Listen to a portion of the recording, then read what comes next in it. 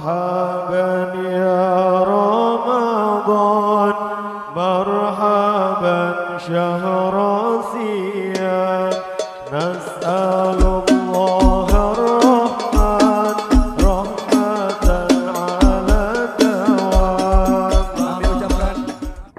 Assalamualaikum warahmatullahi wabarakatuh.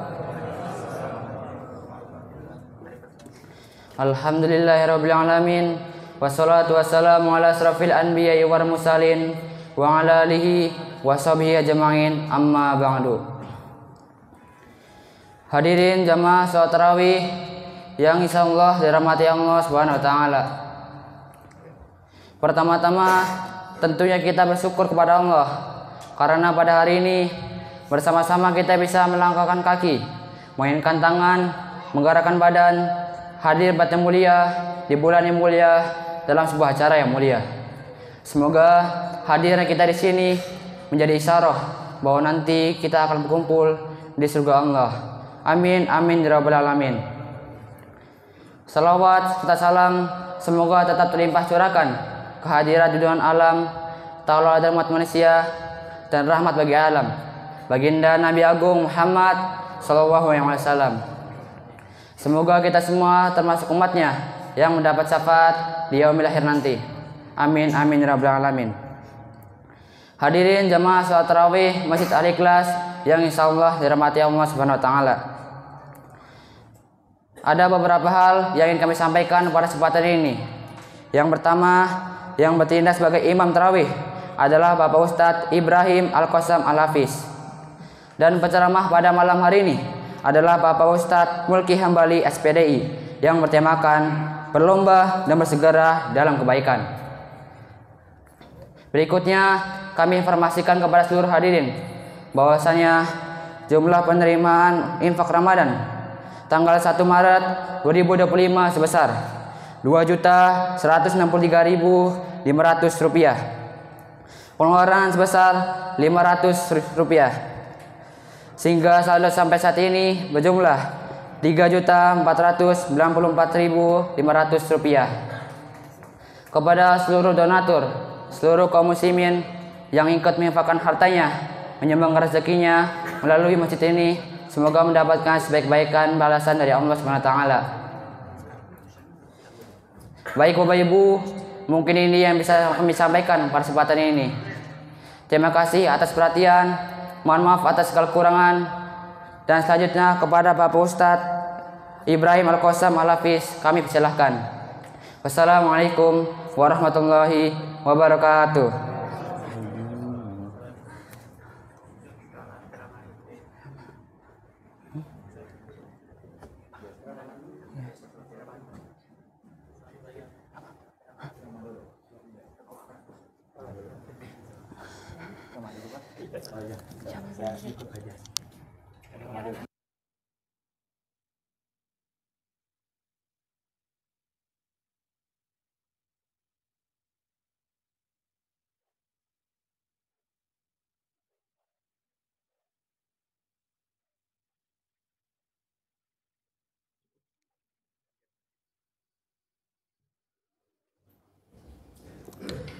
Bismillahirrahmanirrahim. Assalamualaikum warahmatullahi wabarakatuh.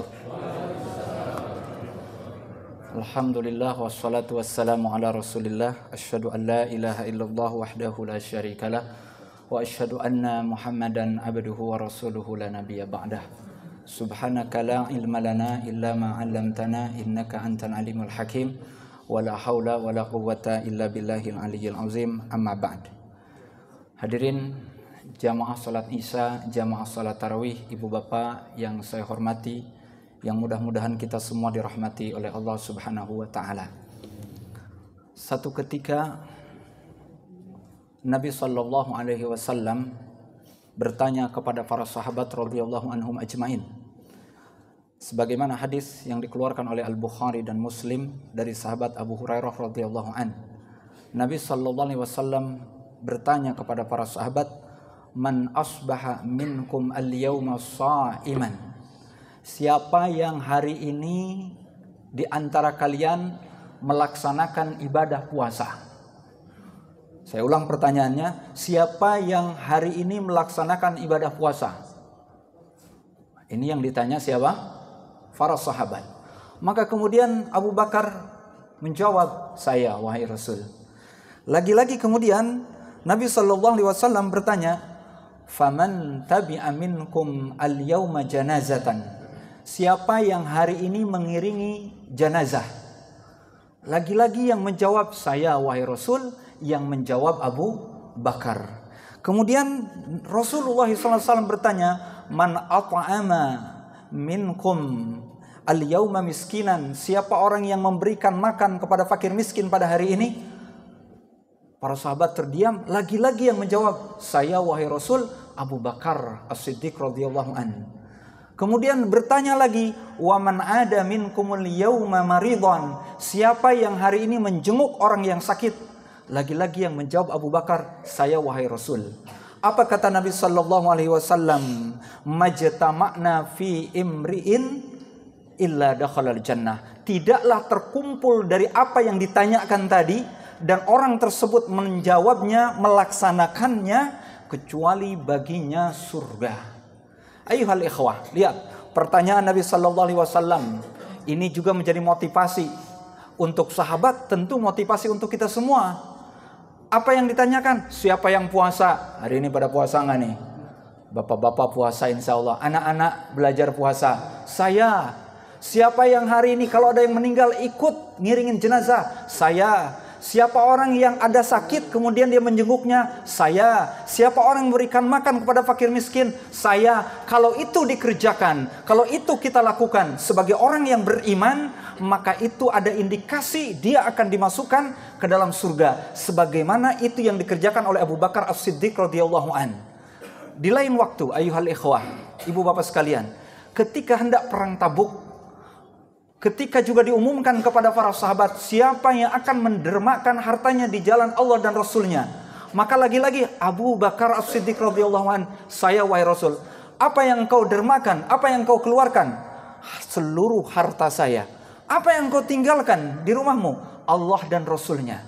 Lihat ayuhal ikhwah, Abu Bakar ketika mendengar ada pengumuman, pertanyaan dari Rasulullah SAW tentang kebaikan, beliau melakukannya. Ketika ada tawaran untuk melakukan kebaikan, ketaatan, beliau mengerjakannya. Sehingga Umar bin Khattab radhiyallahu an ngiri, pengen seperti Abu Bakar As-Siddiq radhiyallahu an, walaupun beliau akhirnya tidak bisa sebaik, sesalih, sebanyak apa yang dilakukan oleh Abu Bakar As-Siddiq radhiyallahu an.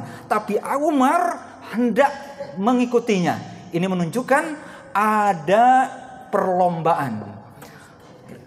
Ini menunjukkan bahwa ada perlombaan, ada keinginan dari sahabat-sahabat lain untuk mengerjakan kebaikan, ketaatan yang disinilah disebut dengan fastabiqul khairat, berlomba-lomba dalam kebaikan. Di dalam Al-Quran Allah Tabaraka wa Ta'ala firmankan, walikulli wijhatun huwa muwalliha fastabiqul khairat. Maka setiap umat ini punya arah kiblatnya. Fastabiqul khairat, maka berlomba-lombalah di dalam kebaikan. Dalam ayat yang lain, wasari'u ila maghfiratin min rabbikum wa jannatin arduhas samawati wal ard uiddat lil muttaqin. Bersegeralah engkau menuju ampunan Allah, di mana Allah telah siapkan surga seluas langit dan bumi, dipersiapkan untuk orang-orang yang bertakwa. Ini menunjukkan bahwa kita hendaknya bersegera, hendaknya berlomba di dalam kebaikan dan ketaatan. Lihat, para sahabat radhiyallahu anhum ajmain dahulu bertanya kepada Rasulullah sallallahu alaihi wasallam, ayyul amali ahabbu indallah. Bertanya lagi, ayyul amali afdalu indallah. Bertanya lagi, ayyus shadaqati a'zamu ajra indallah. Amal apa yang paling dicinta? Amal apa yang paling utama? Sedekah apa yang paling besar pahala di sisi Allah Subhanahu wa taala? Lihat, motivasi bagi kita ditunjukkan oleh para sahabat radhiyallahu anhum ajmain bahwa mereka menginginkan yang terbaik, mempersembahkan yang terbaik dalam setiap pekerjaan, dalam menjalankan ketaatan, sehingga ketika berbicara tentang kebaikan bukan hanya sebatas kebaikan, tapi bertanya tentang kebaikan apa yang paling dicinta, amalan apa yang utama. Berbicara tentang sedekah, sedekah mana yang paling besar pahala. Ayyuhal ikhwah, ibu bapak sekalian, ini menjadi contoh suri tauladan, menjadi motivasi, pelajaran bagi kita sekalian. Hendaknya kita berlomba-lomba urusan ketaatan, urusan akhirat, urusan kebaikan, bersegera berlomba. Makanya ketika ditanya tadi, ayyul amali ahabbu ilallah, amal apa yang paling dicintai oleh Allah? Maka Nabi SAW menjawab, as-salatu ala waqtiha, salat pada waktunya. Dalam riwayatnya Imam Ibnu Hibban, as-salatu li awwali waqtiha, salat pada awal waktunya. Jadi ini bukan berbicara lagi tentang yang penting sholat dah, yang penting mah sholat. Lebih daripada itu, pengen sholatnya yang lebih utama. Apa sholat yang lebih utama? Di awal waktu. Bukan yang penting sholat, tapi bagaimana sholatnya terbaik. Makanya di momentum Ramadan ini dijadikan oleh Allah Azza wa Jalla ajang tarbiyah, pendidikan bagi kita untuk meningkatkan sholatnya. Sehingga dipermudah, yang tadinya tidak pernah sholat malam, dipermudah ada sholat tarawih. Sholat tarawih itu bagian daripada sholat malam. Disebut dengan tarawih karena sambil istirahat. Kenapa disebut istirahat? Karena tenang, santai.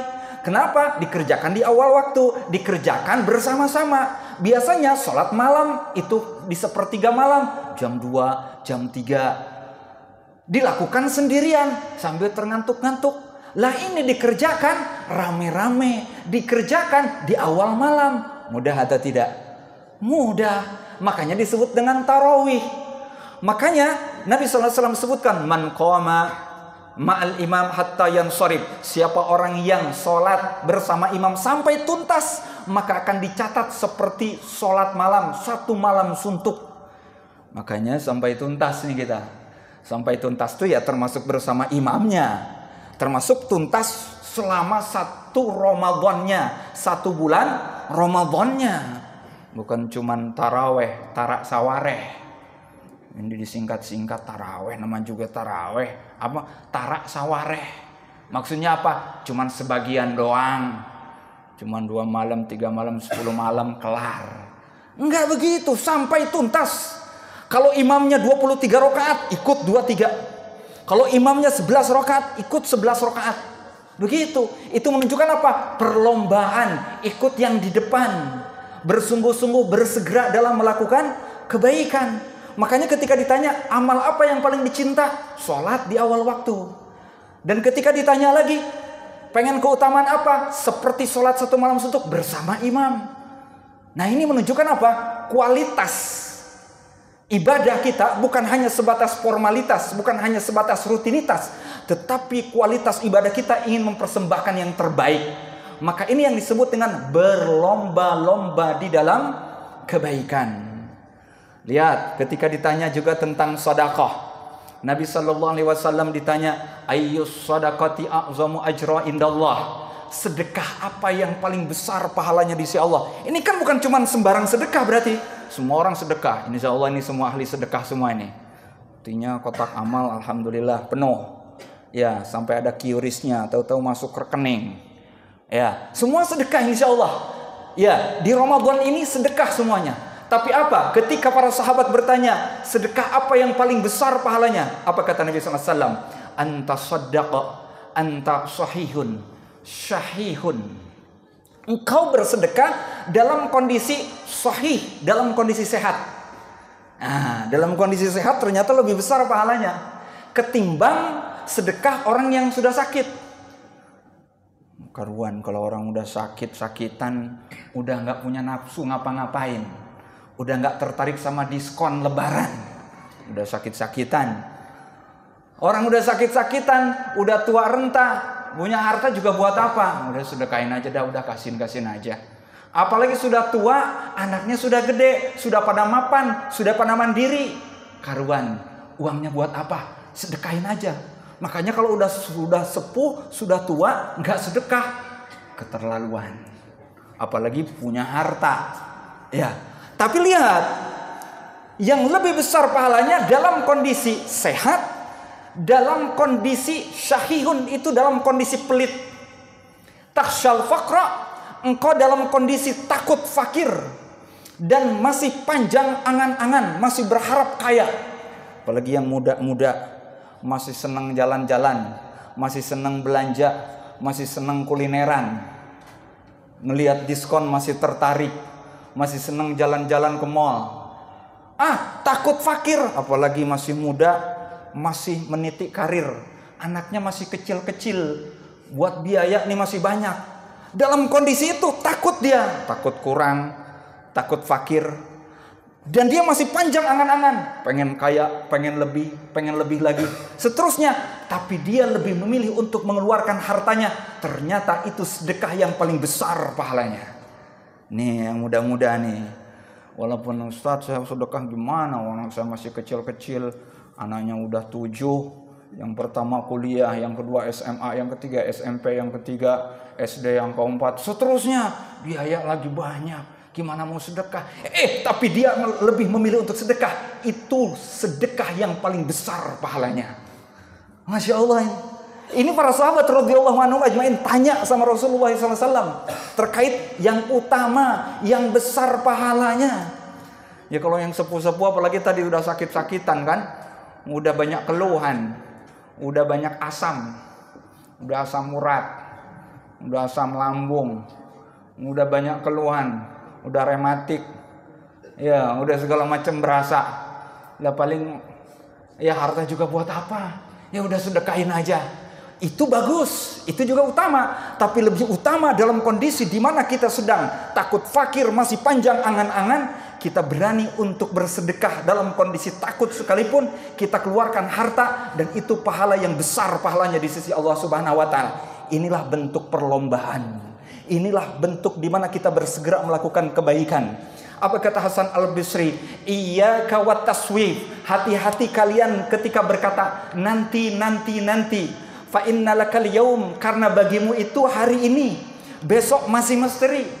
Makanya mumpung masih dikasih kesempatan, segera kerjakan, jangan berbicara nanti. Karena apa? Tidak ada yang tahu kapan kita akan diwafatkan, kapan tertutup kita untuk melakukan kebaikan dan ketaatan. Mumpung Ramadannya masih ada, segera lakukan yang terbaik. Mumpung masih bisa sholat berjamaah, segera hadir di masjid. Mumpung masih punya harta kuat untuk bersedekah, keluarkan hartanya. Seterusnya. Ini namanya bersegera melakukan kebaikan, berlomba-lomba dalam melakukan ketaatan. Lihat para sahabat radhiyallahu anhum ajmain, ketika disampaikan kepada mereka tentang fitnah Dajjal yang menjadi tanda kiamat kubra, kelak Dajjal itu akan berada di dunia selama 40 hari. Satu hari pertama seperti 1 tahun. Satu hari kedua seperti 1 bulan. Hari ketiga seperti 1 pekan. Hari keempat seterusnya seperti hari-hari biasanya. Lihat apa yang ditanyakan oleh para sahabat radhiyallahu anhum ajmain. Lihat, mereka begitu sungguh-sungguh dalam menjalankan ketaatan, yang mereka tanya, "Wahai Rasul, gimana saya nanti ada fitnah Dajjal, ngebunuh Dajjal nih gimana?" Enggak.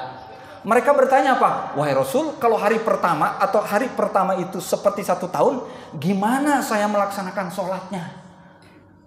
Bayangin, 1 hari siangnya itu seperti 1 tahun. Hari kedua seperti 1 bulan. Sholatnya gimana? Ya sama seperti sekarang, sudah mulai banyak ditanyakan. Kalau yang sekarang tinggal di kutub, yang sekarang siangnya panjang, puasanya gimana? Kita kan puasa berapa jam? Berapa jam nih Pak? 12 jam, 13 jam. Ada juga Pak di sini yang di Indonesia puasanya 16 jam, 15 jam.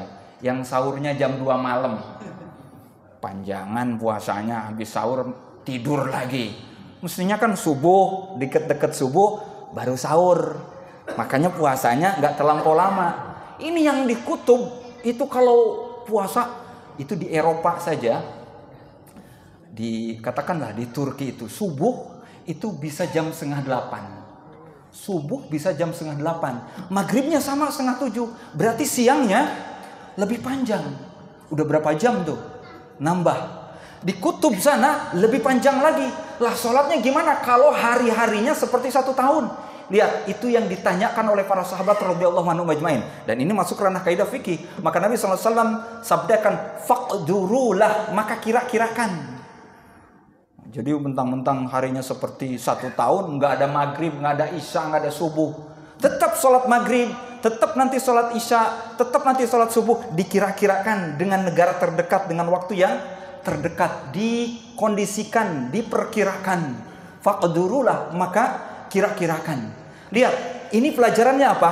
Para sahabat radhiyallahu anhum ajmain, mereka bertanya tentang tata cara ibadah. Yang ditanyakan bagaimana tetap istiqomah menjalankan ketaatan kepada Allah dalam kondisi tadi, harinya panjang sekalipun, waktunya sulit sekalipun, dia tetap ingin melakukan ibadah kepada Allah Azza wa Jalla. Lalu bagaimana dengan kita? Kita lebih butuh lagi.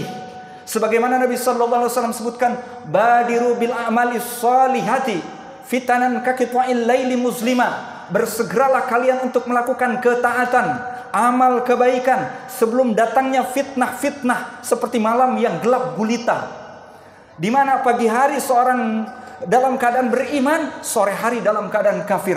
Atau pada sore hari dia dalam keadaan beriman, pagi hari dia dalam kondisi kafir. Fitnah begitu banyak. Maka dengannya sebelum fitnah itu merebak, datang ke tengah kita, ada kesempatan untuk ketaatan, menjalankan kebaikan, segera lakukan, segera kerjakan. Makanya lihat, ketika Nabi SAW menjelaskan kepada kita tentang keutamaan-keutamaan, lihat keutamaannya apa? Seperti Ramadan, man shoma ramadhana man qama ramadhana man qama lailatal qadri imanan wa ihtisaban. Keutamaannya, ghufira lahu ma taqaddama min dzambi, maka dia akan mendapatkan ampunan di sisi Allah Subhanahu wa taala dari waktunya yang telah lampau. Lihat, ini keutamaan. Dan buat kita para pendosa, tentu ini menjadi keutamaan yang menarik. Sampai-sampai apa kata Nabi sallallahu alaihi wasallam?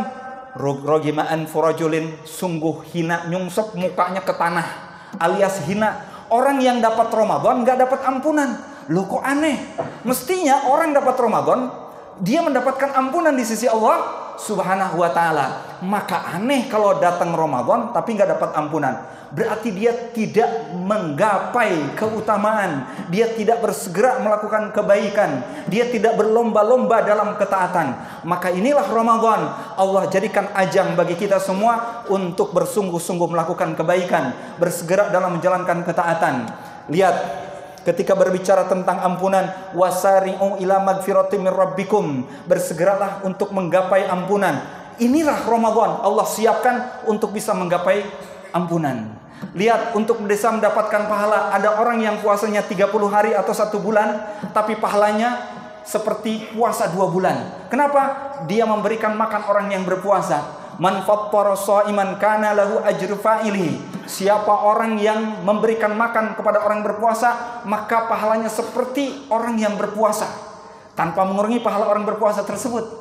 Lihat, ini kan sebagai bentuk perlombaan, motivasi dari Rasulullah SAW kepada kita. Kalau ada pahala yang dibentangkan, segera dieksekusi, dia kerjakan.